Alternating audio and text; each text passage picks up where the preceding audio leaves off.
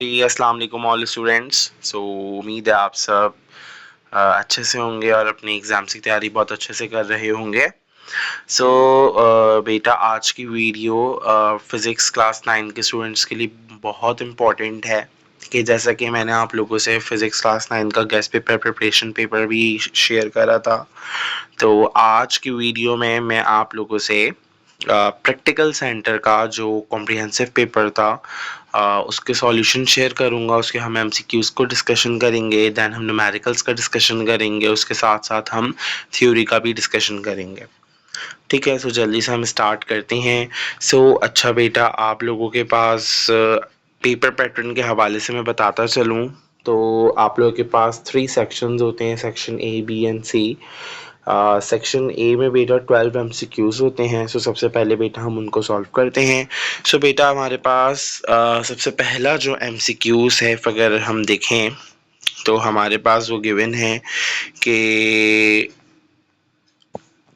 Wait a second, yes, कि सबसे पहला एमसीक्यूज आपके पास है कि physical balance is used to measure, कि फिजिकल बैलेंस किस चीज़ को मेजर करने के लिए यूज़ होता है। तो हमेशा याद रखना, फिजिकल बैलेंस आपके पास मास को मेजर करने के लिए यूज़ होता है।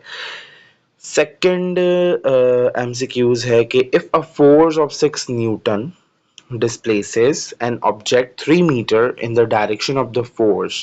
ठीक है, वर्क क्या होगा? याद रखना, वर्क डन का फार्मूला आपके पास होता है एफ डी, यानी फोर्स मल्टीप्लाई बाय डिस्प्लेसमेंट। इधर फोर्स 6 न्यूटन दी हुई है, डिस्प्लेसमेंट 3 मीटर्स दी हुई है, 6 × 3 यू गॉट 18।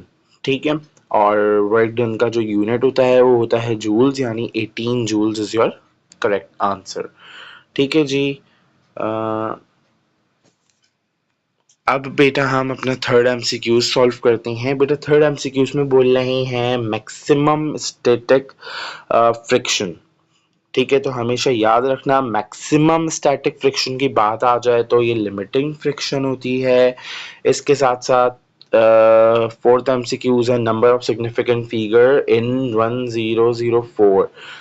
बेटा आप लोगों के पास इफ अगर आपने सिग्निफिकेंट फिगर्स के रूल्स पढ़े होंगे तो अकॉर्डिंग टू द रूल्स जो आप लोगों के पास नॉन जीरो डिजिट होते हैं, यानी फॉर एग्जांपल यार हमारे पास जो 1 और 4 है ये तो सिग्निफिकेंट है ही। ठीक है, और इसके अलावा देखो नॉन जीरो डिजिट के दरमियान में जितने भी जीरो हैं वो भी सिग्निफिकेंट होते हैं। हमारे पास टोटल ये 2 जीरो सिग्निफिकेंट हैं और एक 1 और एक 4, यानी टोटल हमारे पास इसमें 4 सिग्निफिकेंट फिगर्स आप लोगों को मिलेंगे। ठीक है, देन बेटा इसके बाद हमारे पास क्वेश्चन है कि जो ग्रेविटेशनल फोर्स होती है, ग्रेविटेशनल फोर्स बेटा आपके पास क्या होती है? तो हमेशा याद रखना, जो ग्रेविटेशनल फोर्स होती है बेटा वो हमेशा अट्रैक्टिव फोर्स होती है। ठीक है, ओके, अब हम आगे बढ़ते हैं।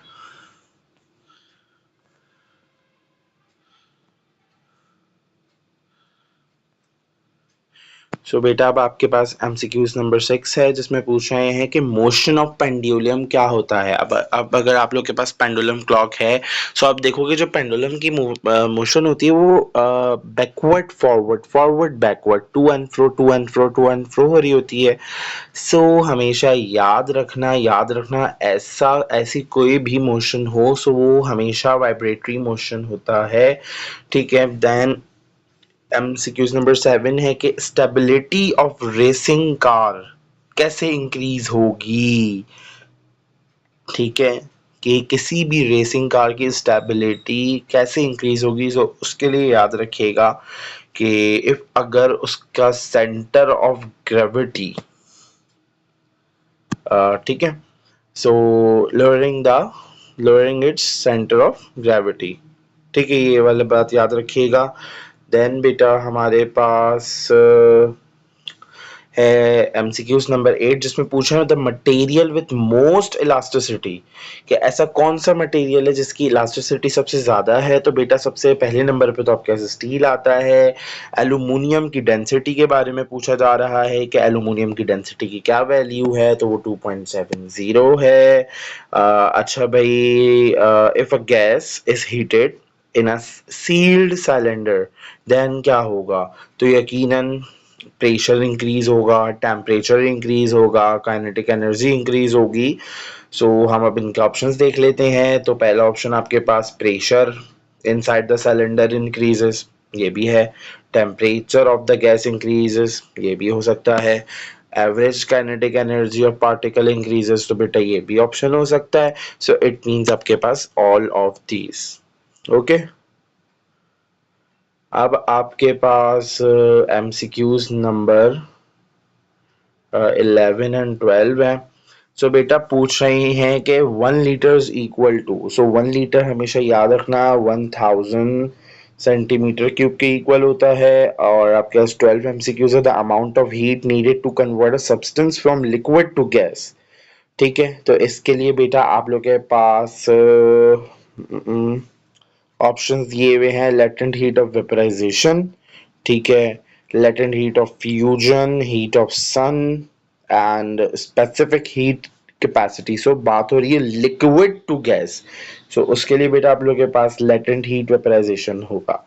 ठीक है, तो ये आप लोग के पास बेटा 12 एमसीक्यूज थे और बहुत ही आसान से एमसीक्यूज हैं।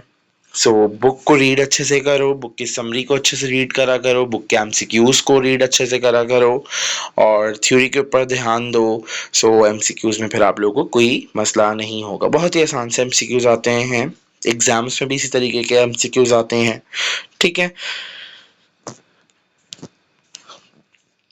अब बेटा आप लोगों से अब हम सेक्शन बी को डिस्कस करते हैं। सो बेटा याद रखिएगा सेक्शन बी में आपके पास टोटल मैक्सिमम क्वेश्चंस आप लोगों के पास 12 क्वेश्चंस होते हैं। सो आउट ऑफ 12 आपने 8 क्वेश्चंस को अटेम्प्ट करना होता है।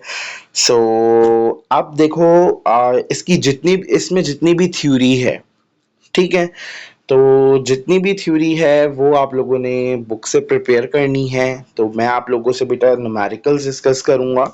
सो पहले थ्योरी को देख लेते हैं कि थ्योरी कैसी आई है और मैंने आप लोगों से जो प्रिपरेशन पेपर शेयर करा था उससे कितने परसेंट थ्योरी इसमें रिपीट हुई है। सो क्वेश्चन नंबर 1 आप लोगों के पास बेटा रिपीट है। जो आप लोगों के पास क्वेश्चन नंबर 2 है, क्या क्या आपके पास बोल रहे हैं 3 points on importance of physics. Atomic physics की डेफिनेशन भी थी हमारे प्रिपरेशन पेपर में, न्यूक्लियर फिजिक्स की, प्लाज्मा फिजिक्स की, डेंसिटी इसका फार्मूला विथ यूनिट्स। ठीक है, अगर हम डिफरेंसेस देखें क्वेश्चन नंबर 3 का, स्पीड वेलोसिटी का भी हमारे प्रिपरेशन पेपर में था, मास एंड वेट का भी था, कैपिटल जी स्मॉल जी का भी था, distance displacement, heat and temperature, latent heat of fusion and latent heat of vaporization, translatory motion and vibratory motion। तो ये सारा हमारे प्रिपरेशन पेपर में मौजूद था, आप लोग जाके चेक भी कर सकते हो। इसके अलावा translatory motion and vibratory motion, characteristic of gravitational force, acceleration with formula and unit, first equation of motion and रिपीटल फोर्स वाला क्वेश्चन भाई, और Boyle's law, Boyle's experiment, application of wind energy. तो भाई जिस बच्चे ने हमारे प्रिपरेशन पेपर से तैयारी की होगी और वो जाके उसने पीसी का पेपर दिया होगा, कॉम्प्रिहेंसिव पेपर दिया होगा, तो भाई उसके तो अच्छे नंबर्स आए होंगे क्योंकि ये सारा मटेरियल अवेलेबल है हमारे प्रिपरेशन पेपर में, हमारे टारगेट पेपर में। हाँ, थोड़ी फॉर्म क्वेश्चन पूछने की फॉर्म थोड़ी अलग हो सकती है, लेकिन बट यही सारा मटेरियल आपको हमारे प्रिपरेशन पेपर में मिलेगा। ठीक है, देन बेटा आप लोगों के पास head to tail rule of vector addition, pressure और कपल और necessary condition for two forces, फिर स्टेट ऑफ इक्विलिब्रियम भी मौजूद था बेटा हमारे पास, effect for large specific heat capacity of water. ठीक है, इसके अलावा बेटा पावर और उसके फार्मूले की derivation, definition, temperature, specific gravity, gravitational field strength, motion due to gravity, hydraulic machine unlike parallel forces. ठीक है, तो ये सारी डेफिनेशंस भी डिफरेंट तरीके से मौजूद थी हमारे प्रिपरेशन पेपर में। इसके साथ साथ आप लोगों के पास बेटा write the SI unit of and types of the physical quantities, ये भी हमारे पास डिफरेंट वे में मौजूद होगा। ठीक है, जस्ट ये इजी है, क्या आप लोग खुद बता सकते हो कि एसआई यूनिट क्या है, कि टाइम का एसआई यूनिट क्या है, फोर्स का क्या है? टाइम के लिए आप सेकंड यूज करते हो, और फोर्सेस के लिए न्यूटन, ठीक है, टेम्परेचर के लिए आप केल्विन और सेल्सियस यूज करते हो। ये सारा आप आ, जो चार्ट गिवन है बुक के, आप अच्छे से पढ़ो, सो आप लोग इजीली अच्छे से कर सकते हो पेपर ना। देन बेटा अब आपके पास न्यूमेरिकल्स स्टार्ट हो रहे हैं। सो सबसे पहले हम एक काम करते हैं कि न्यूमेरिकल्स को डिस्कस करते हैं इन लास्ट। पहले हम सारी थ्योरी को डिस्कस कर लेते हैं, ठीक है। अच्छा भाई, जो सेक्शन सी है, सेक्शन सी तो भाई बहुत ही मज़ेदार है। इफ अगर हम क्वेश्चंस देखें जो हमारे प्रिपरेशन पेपर से रिपीट हो रहे हैं, सो ये वाला क्वेश्चन जिसमें सेकंड इक्वेशन ऑफ मोशन की डेरिवेशन है, ये वाला जिसमें थर्ड की डेरिवेशन है, थर्ड इक्वेशन ऑफ मोशन की, मोमेंटम वाला क्वेश्चन हो गया, और रेजोल्यूशन ऑफ फोर्स वाला क्वेश्चन हो गया,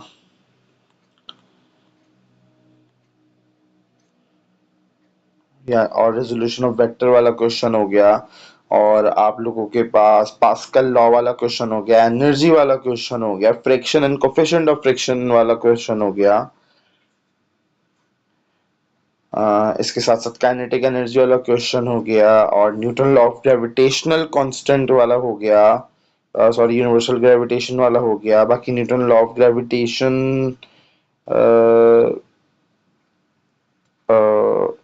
वाला क्वेश्चन तो हो गया था। तो अब आप खुद देख सकते हो कि हमारे टारगेट पेपर से इतने सारे रिपीट हो रहे हैं। हाँ, मे बी फॉर्म चेंज हो सकती है, बट रिपीट हो रहे हैं, ठीक है। सो कर ये सकते हो कि टारगेट पेपर को भी फॉलो करो, इस पेपर को भी फॉलो करो, और अच्छी से तैयारी करो। मैं तो यही बच्चों को बोलता हूँ कि बेटा नोट्स से तैयारी नहीं करो किसी भी, ठीक है। जस्ट क्या करो, बुक आप लोगों के पास बेहतरीन नोट्स है, अपनी बुक को रीड करो।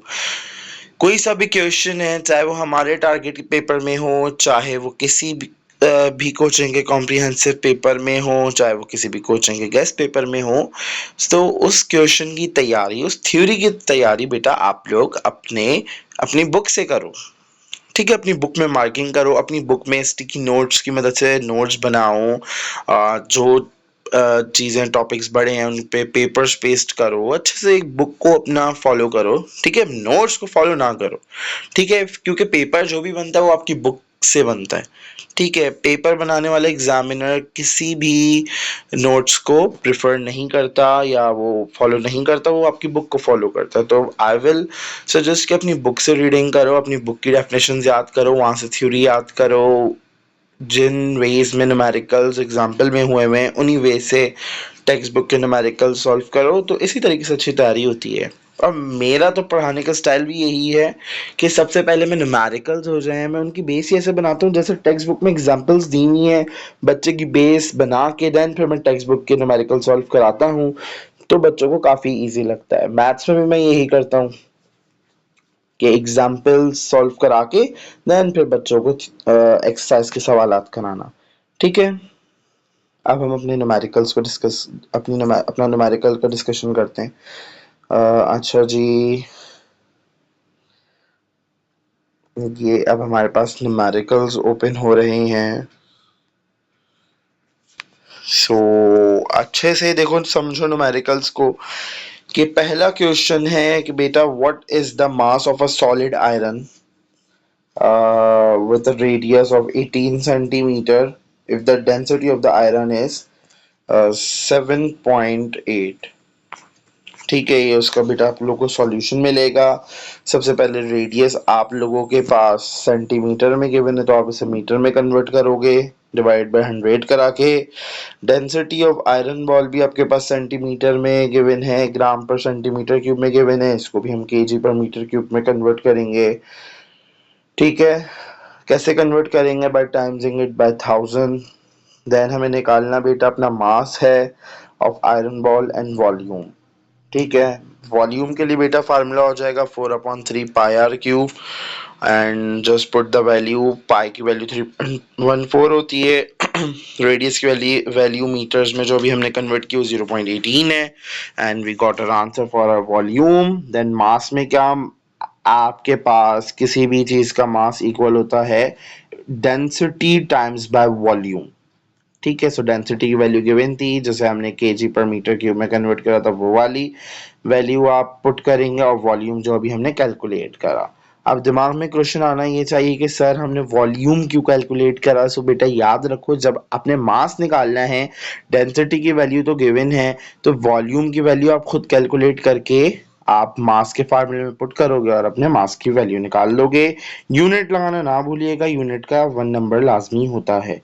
इसी के साथ आपके पास न्यूमेरिकल नंबर 2 है, जिसमें आप लोगों के पास ये मोमेंटम वाले चैप्टर से है। ठीक है। सो बहुत ही आसान सा न्यूमेरिकल है। मास ऑफ गन दिया हुआ है 8 kg, मास ऑफ बुलेट दिया हुआ है 40 ग्राम्स। सो आप 40 ग्राम्स आप उस केजी में जाओगे तो डिवाइड बाय 1000 करके, सो बेटा आपके पास 0.04 हो जाएगा। ठीक है। ओके। अब बेटा आप लोगों के पास बिफोर कॉल्यूजन, यानी सो आपके पास वेलोसिटी ऑफ बुलेट जो कि u2 है वो आपके पास 0 मीटर पर सेकेंड है, और वेलोसिटी ऑफ गन आपके पास जो u1 है वो भी 0 है। और आफ्टर कॉल्यूजन आपके पास वेलोसिटी ऑफ बुलेट दी हुई है v2, ठीक है, 100 metre per second. So we have to calculate our v1 for velocity of gun after collision. So just momentum का लॉ ऑफ कंजर्वेशन में हम वैल्यूज पुट करेंगे, इसे v1 के लिए अरेंज करेंगे और just we calculate our answer. देखो कैलकुलेटर लाजमी यूज करो। कैलकुलेटर बहुत सारे बच्चे करते ही हैं कि मोबाइल के कैलकुलेटर यूज कर रहे थे। नहीं, मोबाइल का कैलकुलेटर आप लोगों ने यूज नहीं करना। जो आप लोगों को एग्जाम्स में अलाउ है छोटा वाला कैलकुलेटर, वो यूज करना है। ठीक है। ताकि आप यूज टू हो कैलकुलेटर यूज करने के लिए। अब आप लोग के पास बोल रहे हैं कि वेट गिवन है, वेट गिवन है बेटा 700 newton, acceleration due to gravity की value as you know 10 newton पर केजी है, और आपके पास ऑन मून सरफेस एक्सेलरेशन की वैल्यू यानी और ग्रेविटी की वैल्यू 1.6 न्यूटन पर केजी है। अब आपने निकालना है कि weight on the surface of moon, के मून पे कितना वेट है। तो सिंपल क्या हो जाएगा, अर्थ का वेट किस तरीके से निकालोगे भाई। अर्थ के वेट के लिए यानी एज वी नो के वेट इक्वल्स mg यानी मास मल्टीप्लाई बाय ग्रेविटी। सो जब अर्थ के लिए निकालोगे तो अर्थ की ग्रेविटेशनल वैल्यू पुट करोगे, और इफ अगर जब फॉर मून निकालोगे तो acceleration due to gravity on moon की वैल्यू पुट करोगे। फॉर अर्थ के लिए क्या हो जाएगा, w equals mg। So w आपके 700 है। ठीक है। सबसे पहले बेसिकली हम कर ये रहे हैं, सबसे पहले हम मास कैलकुलेट करें, क्योंकि क्वेश्चन में हमारे पास मास नहीं दिया हुआ, हमें ऑन अर्थ आपके पास वेट दिया हुआ है, तो वेट को यूज करते हुए हम अपना मास कैलकुलेट करेंगे। सो 700 डिवाइड बाय 10 हो जाएगा, तो हमारे पास मास की वैल्यू आ जाएगी। सो बेटा आपके पास मास 70 kg गिवन है। सो जस्ट आप 70 टाइम्स बाय 1.6 करोगे तो आपके पास वेट ऑन मून आ जाएगा, जो कि आपके पास 112 न्यूटन आ रहा है। ठीक है। इसी तरीके से न्यूमेरिकल नंबर 4 है बेटा। सो इसमें इनिशियल वेलोसिटी गिवन है 15 metre per second, acceleration given है 5 मीटर पर सेकेंड स्क्वायर, और टाइम गिवन है 6 सेकंड्स। ठीक है। आपने वीएफ कैलकुलेट करना है। सो फर्स्ट इक्वेशन यूज करोगे, VF equals we I plus A T, just put the value and calculate your answer, तो आपके पास वीएफ की वैल्यू आ जाएगी। देन बेटा अब आप लोग का न्यूमेरिकल नंबर 5 है। न्यूमेरिकल नंबर 5 में क्या कह रही हैं कि हमजा का मास 1 आपके पास 60 kg है, अहमद का जो कि मास 2 है 70 kg है। डिस्टेंस दोनों में आप लोग के पास 50 मीटर्स है। ग्रेविटेशनल कांस्टेंट कैपिटल जी की वैल्यू आपके पास 6.673 टाइम्स बाय 10 की पावर -11 होती है। So just as we know ये वाला जो numerical universal law of gravitation यानी ग्रेविटेशनल फोर्स से सॉल्व होगा, यानी आपने बेसिकली निकालनी ही ग्रेविटेशनल फोर्स है। सो फार्मूला क्या होता है, F capital G m1 m2 upon r square. So just put the value and get the answer. ठीक है। And you got the answer 11.2166 multiply by 10 का -11, क्या आई आपके पास ग्रेविटेशनल फोर्स की वैल्यू। ठीक है। वीडियो को स्टॉप करते करते न्यूमेरिकल्स को नोट डाउन करो। इफ अगर कोई क्वेश्चन है, कोई क्वेरी है, सो आप लोग कमेंट बॉक्स में मुझसे पूछ सकते हो। ठीक है। अब आप लोग के पास क्या बोल रहे हैं कि हाइट गिवन है 70 मीटर, इनिशियल वेलोसिटी 0 है, फाइनल वेलोसिटी आपने फाइंड आउट करनी है, एक्सेलरेशन की वैल्यू 10 गिवन है और बाकी आप लोग के पास टाइम टेकन भी आप लोगों ने निकालना है। तो सेकंड इक्वेशन को यूज करते हुए आप अपना टाइम कैलकुलेट कर लोगे, ठीक है, और फिर इसी टाइम को यूटिलाइज करके आप अपनी फाइनल वेलोसिटी कैलकुलेट कर लोगे। ठीक है जी, ये पूरा आप लोग का सॉल्यूशन है। इसको आप स्क्रीनशॉट लेके सेव कर सकते हो या आराम से लिखो, सॉल्व करो। ठीक है, ओके।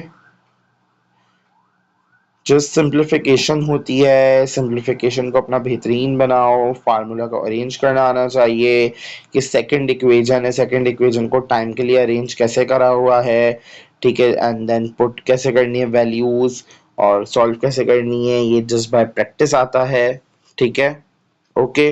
अब बेटा आपके पास न्यूमेरिकल नंबर 7 है। न्यूमेरिकल नंबर 7 में आप लोग के पास कह रहे हैं फोर्स 15 न्यूटन है, टॉर्क 16 न्यूटन मीटर है। अब आपने निकालना है लेंथ ऑफ मोमेंट आर, यानी डी निकालना है, यानी एस वी नोट टॉर्क का फार्मूला होता है एफ डी।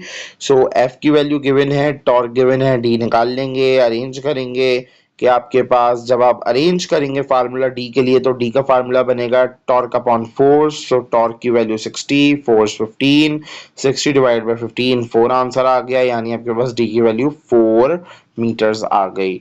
अब आपके पास आपने अब हॉरिजॉन्टल कंपोनेंट गिवन है, वर्टिकल कंपोनेंट भी गिवन है। हॉरिजॉन्टल कंपोनेंट 4 न्यूटन है। हॉरिजॉन्टल कंपोनेंट की जब भी बात आ जाए यानी एफ एक्स होगा तो वो 4 न्यूटन है, और वर्टिकल कंपोनेंट आपके पास एफ वाई होगा तो वो 3 न्यूटन गिवन है। सो रिक्वायर आपने मतलब बेसिकली आप लोगों ने मैग्नीट्यूड ऑफ रिजल्टेंट फोर्स निकालना है। So magnitude of resultant force का फार्मूला होता है F equal square root of F X square plus F Y square. So just आपने वैल्यूज पुट करनी है और आपके पास ये आप लोग की फोर्स आ जाएगी जो कि आएगी 5 न्यूटन। ठीक है, अब जस्ट आप लोगों ने टेम्परेचर को कन्वर्ट करना है। फ़ारेनहाइट में टेम्परेचर गिवन है, आपने इसे अपना जो भी आपने इसे सेल्सियस में और केल्विन में कन्वर्ट करना है। सो सेल्सियस में कन्वर्ट करने के लिए सबसे पहले आप सेल्सियस में कन्वर्ट करने के लिए आप 32 ऐड कर देंगे फ़ारेनहाइट वाले टेम्परेचर में। ठीक है, ओके जी। और इसके अलावा देन बेटा आपके पास जो कैल्विन के लिए 273 आप ऐड कर देंगे। और इधर आ जाओ कि फॉर फ़ारेनहाइट ना, तो फ़ारेनहाइट के लिए आप क्या करोगे, फ़ारेनहाइट के लिए आपके पास होता है 1.8 डिग्री सेल्सियस प्लस 32। तो फार्मूले को थोड़ा आप लोग करोगे अरेंज। ठीक है, फ़ारेनहाइट में वैल्यू दी हुई है बेटा आप लोग के पास 212।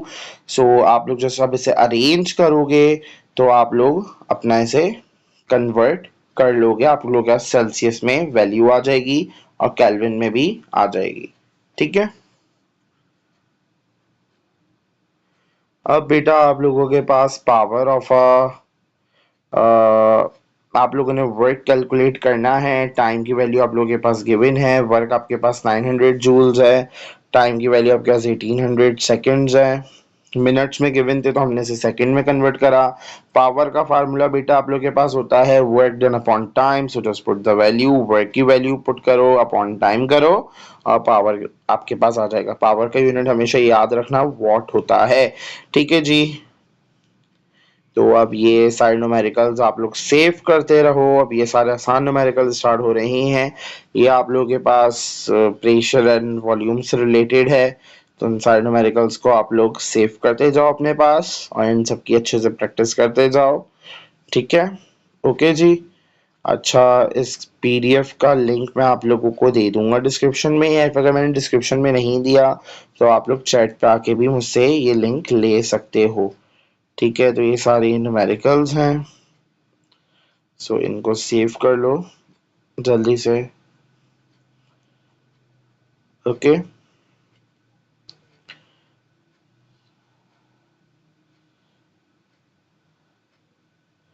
सो कुछ न्यूमेरिकल की हमने डिस्कशन कर ली, जो इजी आखिर वाले न्यूमेरिकल थे उनको आप लोग सेव कर लो।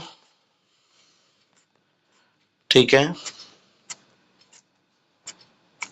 सो उम्मीद है आप लोगों को वीडियो अच्छी लग रही होगी। So now thank for watching, अल्लाह हाफिज। और if अगर कोई क्वेश्चन है तो भी आप लोग मुझसे शेयर कर सकते हो। ओके, अल्लाह हाफिज।